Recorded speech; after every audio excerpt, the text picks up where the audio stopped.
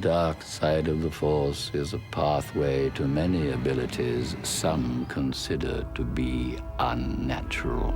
Is it possible to learn this power? Not from a Jedi. Hey everybody, welcome to What the Flick. We had nothing better to do with our December, so in anticipation of the imminent release of Star Wars The Force Awakens, which I would love it if the crawl started with Episode 10, just so everybody would lose their fucking shit. Anyway, we've gone back to look at the original prequel, which is not original, you know, Episode 3. And we also did We did 4, 5, and 6 before. So that's posted you can as find well. them here on. So this is the sixth of 6 Star Wars movies. Review. Well, there's one we haven't done. Vintage, whatever. We did them in release order the way they're intended. Absolutely. So, Christy, Alonzo, Ben, Matt, and now, at last, Star Wars Episode 3. Star Wars, Episode 3 dash Revenge of the Sith. This is the one where Anakin turns into Darth Vader. That's it. Take a look.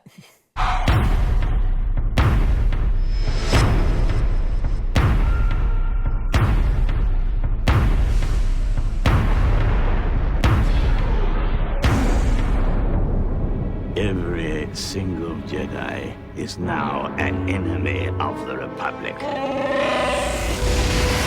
Do what must be done. Do not hesitate. Show no mercy. Who could have done this? Twisted by the dark side, young Skywalker has become. I feel so helpless.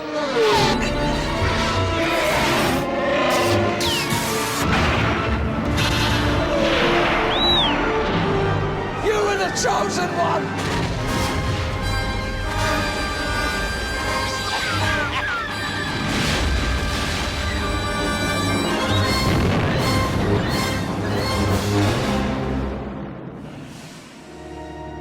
Yeah, this was way better.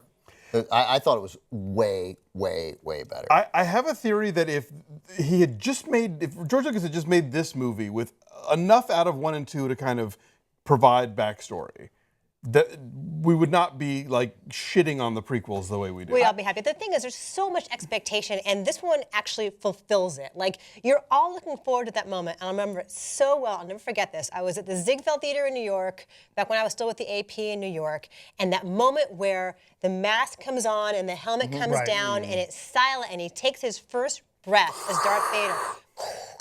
Like, you could hear a pin drop. Like, it was chilling because we're all looking forward to that first moment. So this gives us that, and it gives an exploration of what made Anakin become evil. But, and I felt satisfied by that. And yet seconds later, you get that awful no, like, which I think takes away from it. But let me just, because she mentioned that thing, because it gets me every time. And I don't make movies, and I would be terrible at it. But we get one breath. There needed to be a beat that needs a moment to breathe. So we get the electronic hissing, which on the I watched that one with the thing it says electronic hissing. Mechanical breathing or something. And so we get that. It doesn't, I would have had 2. And then we get a dumb wipe, and you're taken out of this powerful moment. They're making the babies, parallel editing. We have birth happening, right? I don't know. I'm pretty sure I've seen a movie where you didn't do a wipe. But the parallel editing that we see done so well in something like a Coppola movie, right, just is done badly here. And it kind of works when they do it during the battle scene at the end of Return of the Jedi, but it just doesn't work very well here. Look, this is a movie that I think is what we kind of really, really wanted to see. This is the story that we'd been waiting for, which is Anakin going bad.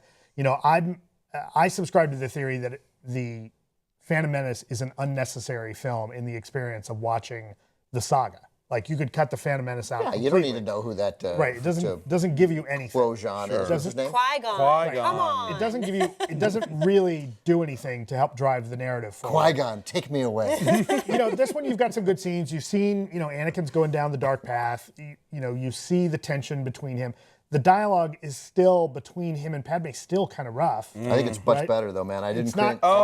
When they start arguing about politics, it's like because again, all arguments with him boil down to, well, I'm right, me. Yeah, I mean, he's still playing the petulant card, although a little less. And she was a senator. Come on. Yeah. No, she was a senator, and she was too meek for that. She had moments of, I'm afraid, what's happening? You know, She's still a damsel in She's distress. a senator who put Jar Jar Binks in her place to vote in the Senate. Well, and that's I malfeasance do right what there. brought that up Amidala about tells me to. Amidala, right? Because she, you know, we see in the first film, she is a strong female character. She is the queen of that planet, and she doesn't take a lot of bullshit. You know, She has the lower tone she voice. steps I would up not to- endorse a course of But when action. she steps in front of her in the first one, when she steps in front of her body double, Right. and in front of the Jar Jar Binks people, and gives that speech, even though it's done by someone who wasn't a professional actor yet or wasn't good at it yet, which she is now. But she, She'd already. This was post like the assassin. I know, but she still was whatever. In this, she Right. struggled. But that moment was like that was power. Like she was Right. taking charge. That was like my favorite scene in the first one. Right. And so then in this film, like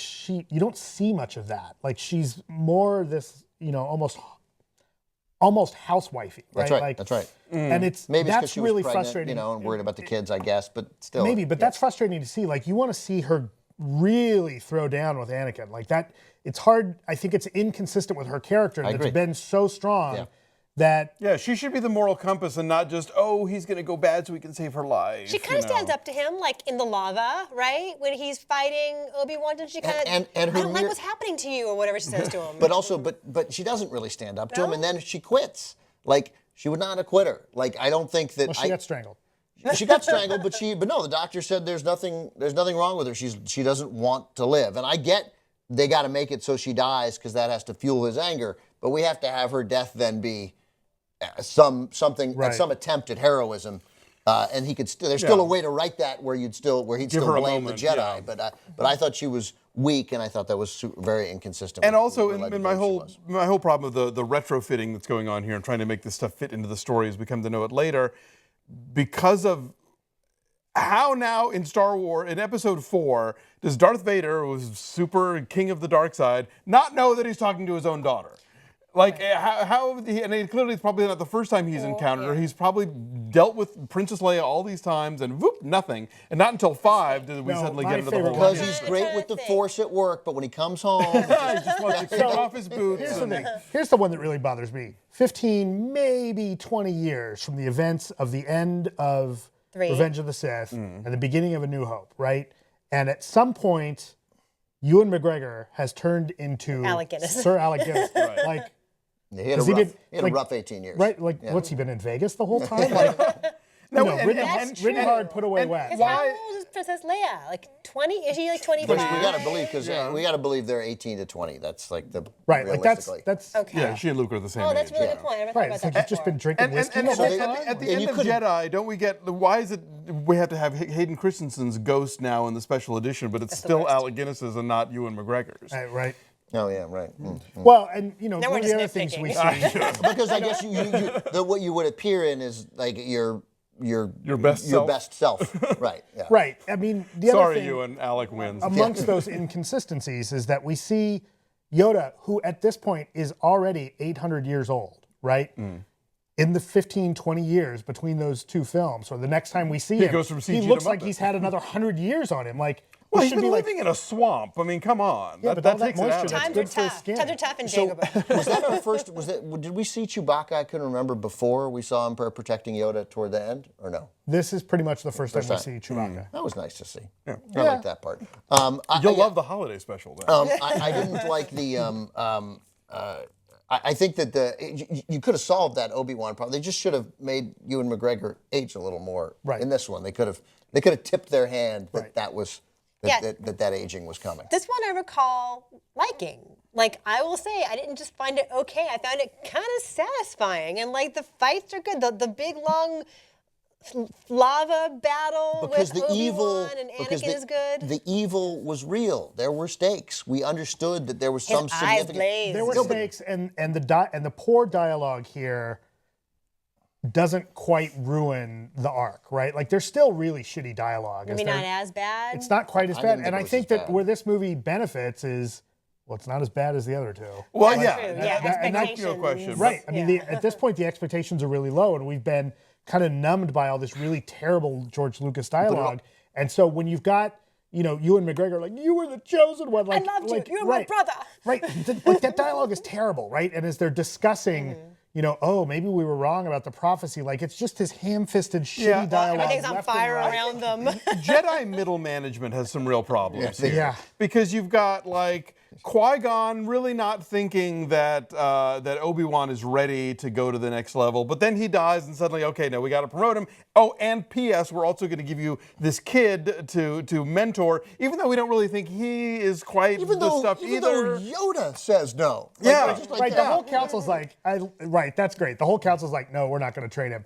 Kenobi's like, yeah, all right, I will. I will, yeah. I will. And nobody, like, he should get fired for that. Like, the council's like, Absolutely. all right, you're out too. There needs to be some more proactive management, I think, among the Jedi. Right, They no would have wonder. had a lot fewer problems here. But I think Right, so that's really what it is that Anakin and Palpatine, it's a hostile takeover because management is so weak. Yes. Like, you guys know what you're doing. But Alonzo's point at the beginning, I think, is correct, because why this is good is because it does deliver on something that we've been waiting for, and it delivers pretty effectively. You see Palpatine turn into the way he looks in 4, 5, and 6. But again, in a dramatic fight, although, as I said in the first review, why Mace is killed by that, everybody else falls 10,000 feet. And they just, because his arms they're were fine. gone. His arms got cut You get off, more remember? Yoda What's with the badassery in cutting this people's one, arms off? right? Why is that the Everyone thing? gets an arm cut off. It's Darth the Vader hand lobby. does. It's the artificial hand lobby.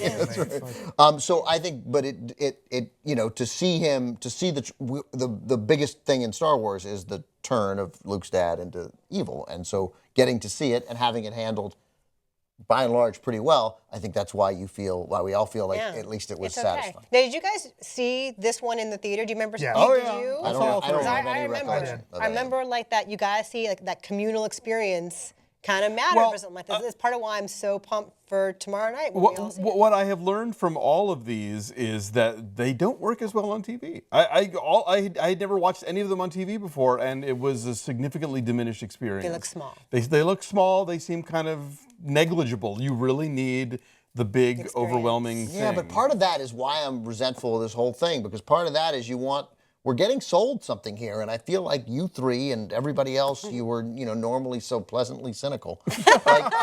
like This that we you're bought not into. that you're not getting it right. We've been hyped. We've been had, man. No, look, I saw episode 1 and 2 on the big screen, and they still sucked. Don't get me wrong, but I'm just saying even the good ones you need to see on the big screen, or they aren't. But this series, there's been 6 of these movies, and at best, 1.5 of them is okay. One of them was breakthrough, one of them was good, and 4 of them are bad. I used to say 3.5, and now after watching Jedi again, I'm kind of like 2.5. But this one, if J.J. Abrams' movie is the worst, and it's terrible, and it bottoms out, and it's terrible, it won't matter. They'll make another one, and we'll still do this another again. Making 3 more. Right, we get another one next year. They're never going to stop making That's right. these They're movies. never going to stop why making them. shouldn't they? But George Lucas has stopped making them, and And I that's think the good that's news. the best thing going here. That, And I yes, think- that's the promising thing here. I think amongst the things that give me, not to tilt into our prediction as to how Force Awakens is going to be, but George Lucas is at best tangentially involved. You've got it co-written by Lawrence Kasdan, who wrote the best of all 6 movies. J.J. Abrams, I like his Star Trek movies, but boy, they feel a lot more like Star Wars movies than Star Trek movies.